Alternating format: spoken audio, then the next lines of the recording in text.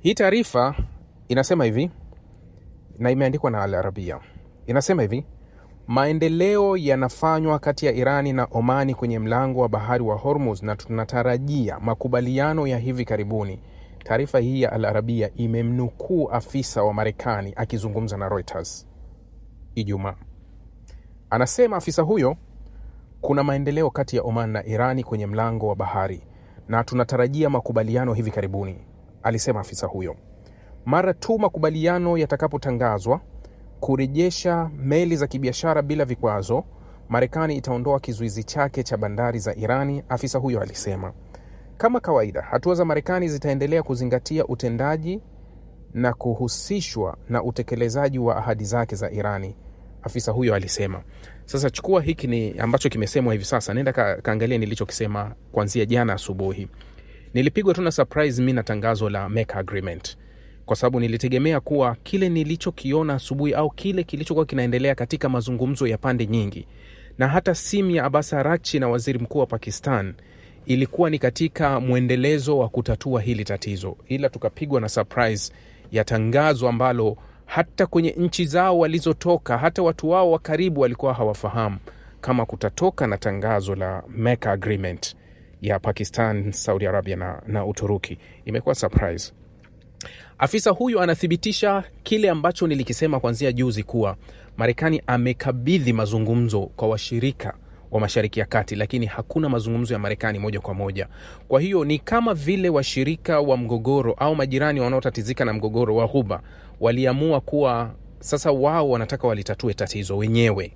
Halafu watamjulisha bwana mkubwa wao kuwa bana, njia tunayopita hii na hii. Sababu ukiona hili anasema kuwa pale tu yatapofikia makubaliano ya Omani na Irani na agreement ikaanza, wao wataondoa mzingiro wa bahari. Hawakushiriki kwenye mazungumzo, hawapo kabisa. Na Irani imethibitisha mara kadhaa kuwa wanazungumza na Omani, sio Marekani. Lakini unaona Marekani anafuatilia step za haya. Marekani anafuatilia step za haya mambo. Kwa hiyo unaweza ukakaa unajiuliza mara tatu kuwa haya mazungumzo yanayoendelea Omani katumwa au ni mazungumzo ya Iran na Omani ambayo ndio yanakwenda kutatua hili tatizo. Lakini usisahau kile nimekizungumza juzi kuwa kama haya ndio makubaliano ambao vifungu vyake tumevisoma mara kadhaa, narudia kukuambia kuwa sijui pale Marekani kuna viongozi wa aina gani. Unaweza kusema kuna viongozi wenye maono ya aina gani, wanaona nini, wanatafuta nini. Nadhani unaweza kusema vile, wanaona nini, wanatafuta nini. Kwa sababu nimeuliza hii vita iliyochukua karibu mwezi mmoja, hapa siku 14 wanatuangana, wanauana, wanajeshi wa Marekani wakauawa kule, kambi nyingi zikaathirika, Irani wamekufa watu kule. Bado Irani wanaweza kukuambia kuwa damu ya mashahidi wetu waliokufa imetoa majibu ya sisi kwetu kuwa tumebaki kudhibiti kile tulikuwa tunakipigania.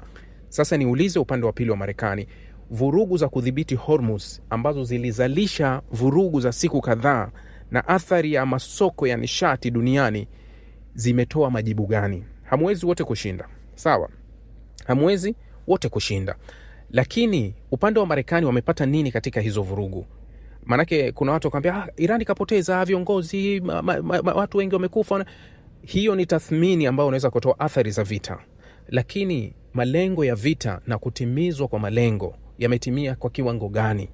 Hiyo ndio tathmini unaitoa ya kijeshi au tathmini ya mafanikio ya vita, kuwa umepigana kwa kiwango gani, baada ya kupigana kwako umepata nini na umepata hasara ipi. Katika hasara ulioipata kuna faida yote umeipata, ilikuwa sababu ya kupigana, hakuna ulichokipata, umepigana kwa sababu ya nini? Lazima vitu vyote viendane. Kuwa sasa Irani wanaweza wakasema kuwa msimamo wetu wa kupigana na kutoa kafara, jasho na damu ya wapiganaji wetu imeendelea kutuonyesha katika kuwa tumebaki tunaendelea kudhibiti mlango wa Hormuz. Sawa. CNN imeandika hivi: Jenerali wa Marekani amehimiza maafisa wa Trump kutafuta njia ya kujikinga na vita ya Irani. Hii ni taarifa imeandikwa kwenye CNN. Jenerali mkuu wa Marekani amewahimiza faraghani maafisa wa Trump kutafuta njia ya kujikinga na vita ya Irani. Unajua njia ya kujikinga, yani kujiepusha na vita. Mwenyekiti wa wakuu wafanyakazi wa pamoja Generali Dan Kane amewaonya faraghani maafisa wakuu wa utawala wa Trump kwamba Marekani inahitaji njia ya kumaliza vita vyake na Irani, CNN iliripoti Jumamosi. ikinukuu vyanzo vitatu vinavyofahamu jambo hili. Hii ni taarifa ya ngapi inazungumzia hiki kitu? Tulikuwa na hii taarifa ya Duncan mwanzo kabisa kabla ya vita kwa wiki 2, akisema kuwa hatupaswi kuingia vitani kwa sababu hatujajiandaa, hatuna silaha za kutosha, ambayo ilipingwa sana. Juzi tumekuja na taarifa 2 ambazo zimekuja tofauti. Kuna taarifa ambayo ilikuja ya kuwa yeye Trump alikuwa amembwatukia waziri wake, kwa nini umefanya hivi na hivi, kwa nini? Halafu kukaja na taarifa ya Donald Trump kuwafokea watu ambao walivujisha hiyo taarifa, sio kupinga kuwa silaha zimekuwa. Sasa hii taarifa ambayo imeandikwa na CNN inaendelea kusema kuwa mwenyekiti wa wakuu wa wafanyakazi wa pamoja Duncan amewaonya faraghani maafisa wakuu wa utawala wa Trump kwamba Marekani inahitaji njia ya kumaliza vita vyake na Irani. CNN iliripoti Jumamosi akinukuu vyanzo vitatu ambavyo vinafahamu jambo hilo kikamilifu. Ken amejadili wasiwasi wake pamoja na mkurugenzi wa CAA John Ratcliffe, katibu wa mambo ya nje wa Marekani Marco Rubio na makamu wa rais JD Vance, vyanzo viwili vilisema. Katika wiki za hivi karibuni amefanya majadiliano tofauti na baadhi ya maafisa ili kuratibu misimamo yao kabla ya mikutano na rais Donald Trump, na kusisitiza kuwa mapungufu na mitego inayowezekana ya chaguzi za kijeshi zinazopatikana kwa utawala, ikiwa ni pamoja na zile ambazo hazihitaji kupelekwa kwa wanajeshi wa ardhini wa Marekani. Ken alionya kwamba kuongezeka zaidi kwa kijeshi kunaweza kurudisha nyuma na kwamba nguvu za anga pekee haziwezi kufikia malengo ya Trump katika vita, kulingana na CNN. Na hii ni taarifa ambayo mara kadhaa nimeisoma katika wachambuzi wakubwa wakiwa wanazungumza kuwa ilijadiliwa wakati Netanyahu amekwenda Marekani. Wakasema kuwa option zote zilivyowekwa mezani, option ya kuongezeka ambayo ndio Israel inaipendekeza, yani tufanye operation kubwa ya kijeshi, bado walikubaliana mwisho yote haiwezi kuweka shinikizo lolote la kubadili msimamo wa Irani kuelekea vita hiyo. Yani haliwezi ikatoa majibu. Hakuna shinikizo linaweza likatoa tofauti. Msemaji wa Ken, Joseph Holstead, aliambia CNN kwamba Pentagon haiwezi kujadili mazungumzo ya siri ya mwenyekiti na Trump, waziri wa ulinzi au maafisa wengine wakuu, na haitoi maoni yoyote kuhusu tabia zisizojulikana zinazoongozwa na ajenda na mazungumzo hayo na watu ambao hawakuwa na taarifa nazo. Yani hii taarifa yeye anakanusha, yani kuwa hawezi kutoa maoni ya kukubali, kukataa. Huyu ni msemaji wa Kenya. Yani siwezi kutoa taarifa ya kukubali, kukataa, na sisi huwa hatujadili taarifa za faraghani. Yani kama taarifa zilikuwa zimezungumzwa ndani, wewe ukija hata kama umeisikia juu kwa juu au vyovyote, sisi hatuwezi tukaja kuijadili. Sasa maonyo hayo yanakuja huku Washington ikiashiria maendeleo kuelekea makubaliano yanayowezekana kufungua tena mlango wa bahari wa Hormuz. Afisa mmoja wa Marekani alikuwa ameiambia Reuters Ijumaa kwamba pande hizi mbili zilitarajiwa kufikia makubaliano hivi karibuni. Baada ya hapo, Washington itaondoa kizuizi chake cha bandari za Irani na kuruhusu meli za kibiashara kuanza tena bila vikwazo. Ndio unarudi pale pale, nilichokizungumza mimi kinabadili kitu gani? Nilichokizungumza kinabadili kitu gani? Sasa taarifa moja nilikuwa nimeiona imeandikwa kwenye ilikuwa imeandikwa kwenye Haaretz, ikiakisi hiki ambacho kinachoendelea hivi sasa. Yani katika hii taarifa mwisho unaona Marekani anasema kuwa anaangalia makubaliano ya Irani na Omani kufikia makubaliano ili wao waweze kufungua. Sasa hii taarifa inasema hivi: Irani inakaribia kudhibiti mlango wa bahari wa Hormuz bila kupunguza mpango wake wa nyuklia. Hii imekuja kama uchambuzi kwenye gazeti la Haaretz. Yani jinsi wachambuzi wa Israeli wanavyoona kuwa lengo la Irani ni zaidi, kwa sababu bado hajasalimisha nyuklia zake. Yani hakuna maelezo ya yeye kudhibiti nyuklia zake wala kufungwa na mkataba wowote wa nyuklia zake, lakini anakwenda kuidhibiti Hormuz kupitia makaratasi, yani kupitia maandiko na makubaliano ambayo ni lazima yatatakiwa kufanywa kazi kwa pande mbili. Sasa inasema hivi, hati ya kipindi cha hivi karibuni cha filamu ya kusisimua ya kiuchumi ya mlango wa bahari wa Hormuz, tumefikaje hapa na tunakwenda wapi? Inaonekana inakaribia kukamilika. Yani anasema hii sinema Kwanza tunajiuliza tumefikaje hapa? Nimewahi kulieleza hili. Hata ndani ya Israel wenyewe wanajiuliza, hivi tulifikaje hapa? Au kama tungejua tutafika hapa, hatukuwa na sababu yoyote ya kuanzisha haya. Uchambuzi zaidi kidogo, anasema kipindi kingine au kama ziara nyingine ya Pakistani ya waziri wa mambo ya nje wa Irani Abbas Araghchi, labda Jumamosi au Jumapili, ufunguzi wa kizuizi hiki kilichojaa mabomu unaweza kutangazwa. Yani anasema kuwa hii filamu inaendelea, huenda tukashuhudia ziara ya waziri wa mambo ya nje wa Irani Abbas Araghchi akienda Islamabad hivi karibuni, na baada ya hapo kukatangazwa makubaliano ambayo yatapelekea kuondolewa baadhi ya mabomu yaliyo kwenye maji, ambayo yanatoa uhakikisho sasa wa Irani kukaa unaishikilia Hormuz. Kulingana na ripoti za hivi karibuni ya chanzo kikuu cha Irani ambaye walizungumza na vyombo vya habari vya Kiarabu na Marekani, tayari kuna makubaliano ya kimsingi kuhusu kugawa udhibiti wa mlango wa bahari. Meli zinazoingia zitatumia njia ya Irani, huku meli zinazotoka zikitumia njia ya Omani ya kusini. Hii ingekuwa na makubaliano makubwa kwa Irani kubadilisha kwa kasi kikubwa mipango ya usafiri wa baharini. Kabla ya vita, mlango wa bahari ulikuwa wazi kwa meli zote bila kikwazo au usimamizi. Mwandishi kaweka uchambuzi mfupi tu, lakini ambao ndani yake unataka uwe na akili timamu ndio uweze kufikiria kuwa. Anasema tunaenda kwenye makubaliano ya kumpa mamlaka Irani ya kudhibiti safari za meli, kwa sababu meli zote zinazoingia lazima azijue. Zinazotoka atapewa taarifa na Omani kuwa zipite kule, lakini kwa uratibu wa Irani. Maanake kuingia na kutoka itakuwa kwa uratibu wa Irani. Lakini kigumu zaidi ni kuingia. Tunataka tujue kila meli iliyoingia imebeba nini, kwa sababu ni lazima meli inayoingia itoe maelezo.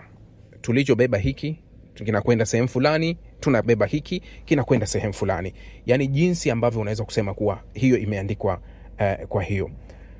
Sasa kama imefika hivyo, manake mwandishi anachothibitisha tu ni kuwa udhibiti wa mlango umekwenda rasmi kwa Irani, licha ya kuwa kuna blabla za hapa na pale.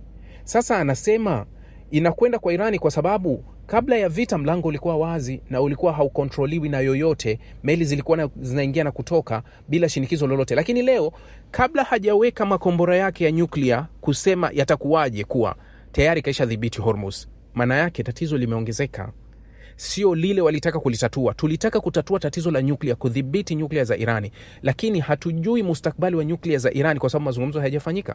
Lakini wakati sisi hatujui mustakbali wa nyuklia za Irani, tayari yeye Irani anadhibiti Hormuz katika makubaliano ambayo mnakuja kusaini. Muhtasari wa yale ambayo leo kuna summary. Mambo mengi yametokea. Wahuthi wa Yemen wameshambulia vikosi vinavyoungwa mkono na Saudi Arabia, huku mashambulizi yakiua 4 na kujeruhi makumi kadhaa. Hayo mashambulizi yalitokea kule kati ya, kuna kitu kinanukia kama civil war ndani ya Yemen. Ikiwa kitazidi kidogo, ikiwa Saudi Arabia atatia mguu wake kidogo, inaweza ikaibuka civil war kati ya Wahuthi na pamoja na wale wanaoungwa mkono serikali ya Yemen ambayo inaungwa mkono na Saudi Arabia, kwa sababu takriban wiki moja wamekuwa wakishambuliana na tuliona taarifa ya jana kwa Wahuthi walishambulia upande wa Saudi Arabia na wakajeruhi watu 11. Wahuthi wa Yemen walisema walishambulia vikosi vinavyoungwa mkono na Saudi Arabia, vituo vya kijeshi na magari pamoja na vifaa vya kijeshi, huku mashambulizi yakiua 4 na kujeruhi makumi kadhaa. Hizo ni nini? Waziri Mkuu wa Iraki Ali Al-Zaidi alikutana na mkuu wa ujasusi wa Saudi Arabia Khalid Al-Humaida kujaribu kujadili uratibu kuhusu maendeleo ya usalama kikanda, ofisi ya waziri mkuu pia ilisema. Mbunge wa Irani Mohammad Rezai alisema katika andiko la kwenye mtandao wa X kwamba mpango wa ulinzi kati ya Saudi Arabia, Uturuki na Pakistani hautaleta usalama katika ufalme huo, na kwamba badala yake Riyadh inapaswa kubadilisha sera zake za nje. Uturuki, Saudi Arabia na Pakistani zilisaini makubaliano ya pamoja ya ulinzi huko Makkah siku ya Ijumaa, kulingana na taarifa ya pamoja ikionyesha kile nchi hizo tatu zilizokieleza kama ahadi ya pamoja ya kuimarisha usalama. Sasa Mohsen Rezai anasema kuwa hawawezi wakaupata usalama bila kubadili sera za nje. Jamani, mazungumzo ya mchana kama kawaida si marefu sana, tunagusagusa tu kidogo halafu tunachana nayo. Kuna taarifa moja nilikuwa nimeiona, nitaimalizia. Inasema hivi: uagizaji wa mafuta ghafi ya Saudi Arabia kutoka Marekani umeshuka hadi 0. mwezi Julai kwa mara ya kwanza katika mwezi mzima tangu 1985 kulingana na data ya awali ambayo imetoka kwenye Wizara ya Nishati ya Marekani.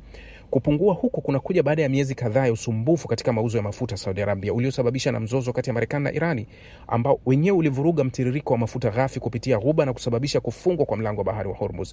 Usumbufu huo ulilazimisha viwanda vya kusafisha mafuta vya Marekani kutafuta vyanzo mbadala. Data hiyo ilionyesha kuwa usafirishaji wa mafuta ghafi ya Saudi Arabia kwenda Marekani ulisimama kabisa mwezi Julai ikilinganishwa na mwanzo wa mwaka ambapo viwanda vya Marekani husafisha mafuta huko vikiagiza zaidi ya mapipa 800,000 kwa siku ya mafuta kutoka Saudi Arabia. Kinyume chake imekwenda zero. Kwa hiyo ukisikia ile Hormuz imefungwa, ukisikia huku tumezuia, meli haipiti, kuna wakati tuliona kuwa athari zinaweza zikaenda kwa upande wa pili, kuwa ndani ya Marekani pia athari inakuwa ni kubwa kwa sababu kuna refinery nyingi za Marekani ikiwemo Chevron, wakiwemo wale PBF Energy, hizi zote zinapokea mafuta, lakini pia hata Motiva Enterprises ambao ni kampuni kubwa sana ambayo anasema hii ndio kampuni, anasema hiki ndio kiwanda kikubwa kabisa ambacho kinafanya usafishaji wa mafuta ambacho kinamilikiwa na Aramco ya Saudi Arabia. Kipo kule Texas Marekani, ndio kinasafisha pia mafuta na chenyewe hakikuweza kupokea. Kidogo mafuta kutoka Venezuela yakaongezeka. Yani Venezuela ilikuwa ikipeleka kama pipa 100,000 Marekani, lakini inaonekana mwezi ilipeleka kama pipa 600,000. Kwa hiyo kiasi ikawa imejaribu kufidia ile hasara ya kutoka upande wa pili.